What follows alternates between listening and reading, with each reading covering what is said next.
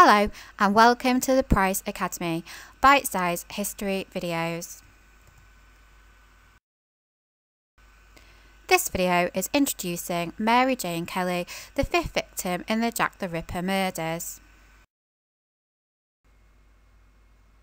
On the morning of November the 9th, 1888, at Miller's Court in Whitechapel, John McCarthy was looking at his accountancy books and he noticed his tenant, Mary Jane Kelly, was behind 6 weeks in her rent. McCarthy asked his shop assistant, Thomas Bowyer, to try and catch Mary Jane before she left her room for the day.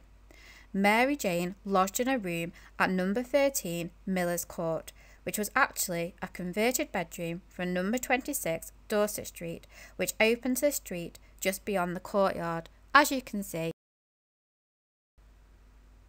A passageway into Miller's Court from Dorset Street led to Kelly's little room, which had a door on one side and 2 windows around the corner from the door. Tenement apartments lined the rest of the courtyard and nothing else stood inside but a water pump and a dustbin.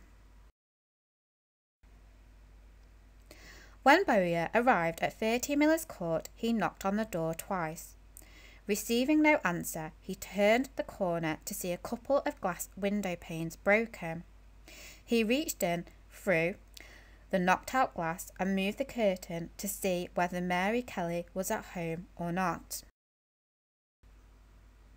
The first thing he saw were what looked like 2 lumps of meat sitting on the bedside table, as you can see in this crime scene photograph.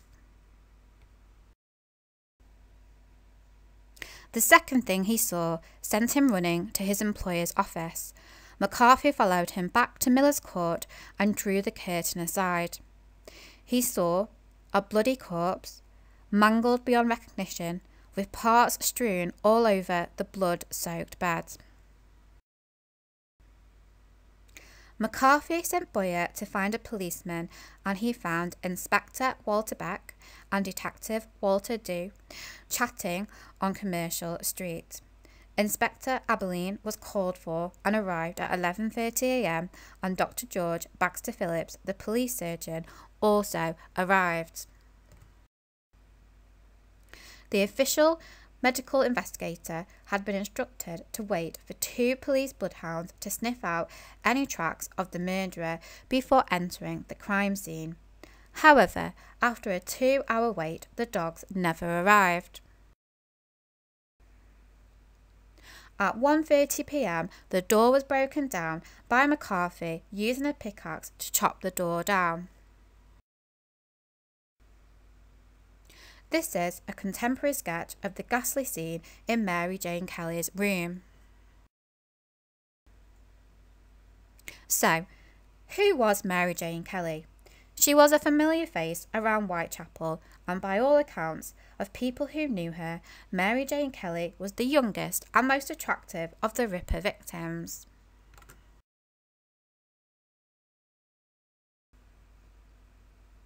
It is believed that she was born in Ireland in 1863, making her 25 at the time of her death, although some say she grew up in Wales and her father was an iron worker. However, Mary Kelly's backstory is not well known, as it comes from her partner at the time, Joseph Barnett, and is what she wanted to tell him or have known about herself. It is said that Mary Jane Kelly had married at 16 to a man called Davies, who tragically died in a coal mine explosion, which then led her to head to Cardiff to live with a cousin before heading to the West End of London. In the West End, Mary Jane Kelly worked and lived in a high-class brothel, which was run by a French woman. It is believed it could be that Mary Jane Kelly went by the name of Marie Jeanette at this point. Mary Jane Kelly would dine out at fancy restaurants with clients, ride around in a carriage and have trunkloads of fashionable clothes.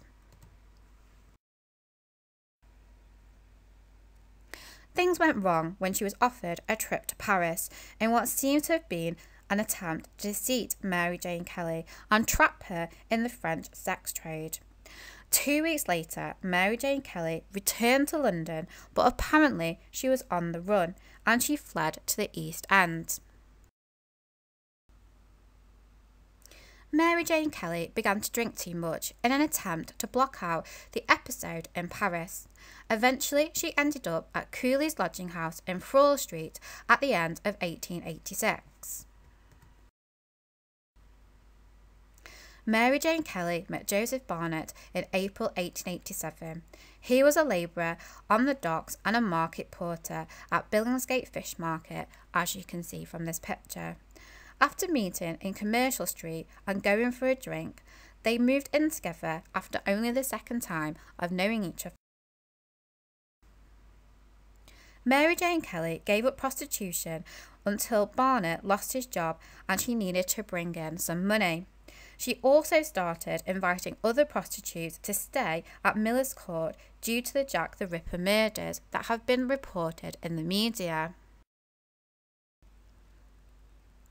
This led to an argument between Mary Jane Kelly and Joseph Barnett on the 30th of October 1888. This could be what caused the two damaged window panes. On November the 8th, Barnett visited Kelly at 7 p.m, then left at 7:45 p.m. on good terms. The next time Barnett saw Kelly, he could identify her only from her hair and her eyes.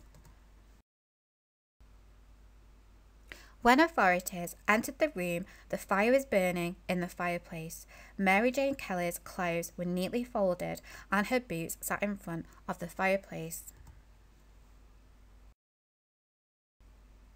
The post-mortem report said the whole of the surface of the abdomen and thighs was removed and the abdominal cavity emptied of its viscera. The breasts were cut off, the arms mutilated by several jagged wounds, and the face hacked beyond recognition of the features. The tissues of the neck were severed all around to the bone. Concealed in a private room, Jack the Ripper had time to carry out his compulsions further than he had at any other point. Mary Jane Kelly's heart was completely missing, her left lung torn, her uterus, kidneys, and one breast were placed beneath her head. Her nose, ears, cheeks, and eyebrows were partially removed and her lips sliced several times. If we have a look at the death certificate, what you notice about Mary Jane Kelly is that she is younger than all the other victims, and her occupation is also listed as a prostitute.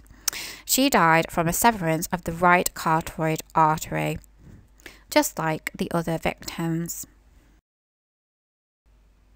Mary Jane Kelly was laid to rest in the Roman Catholic cemetery at Leytonstone. She will always be remembered as the fifth victim of Jack the Ripper.